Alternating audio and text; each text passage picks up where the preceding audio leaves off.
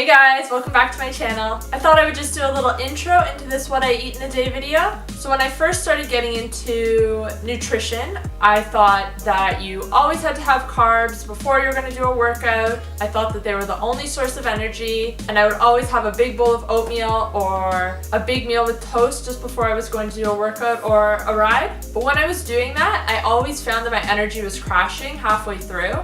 I'd be on a bicycle ride and I would start feeling weak. I'd be like, oh my god, I'm so hungry. I'd have to stop, I'd have to get something to eat. And I have been eating low carb for a while, but I was still incorporating carbs in just before I was doing a workout. It wasn't until 3 or 4 months ago that I decided to stop doing this and to eat more fat heavy meals before I was doing a workout. And let me tell you, this change has just been great for my performance. In the video that I'm about to show you, I did a 100-kilometer bike ride. I don't do rides of this distance very often because they're usually pretty tough, but on this particular day I had a really fat heavy meal beforehand. Didn't really lose energy at any point during the ride. We usually stop for a break to have lunch and refuel, but honestly I didn't even need a break. I had a couple nuts during the ride and that held me over. I finished the 100 kilometers in 3 hours and 49 minutes, which is faster than I've ever done that distance before.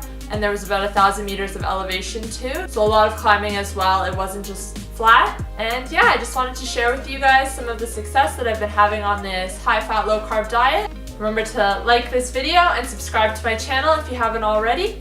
I post new videos every Wednesday and Saturday. And with that, I think we'll get into the video. Enjoy, guys!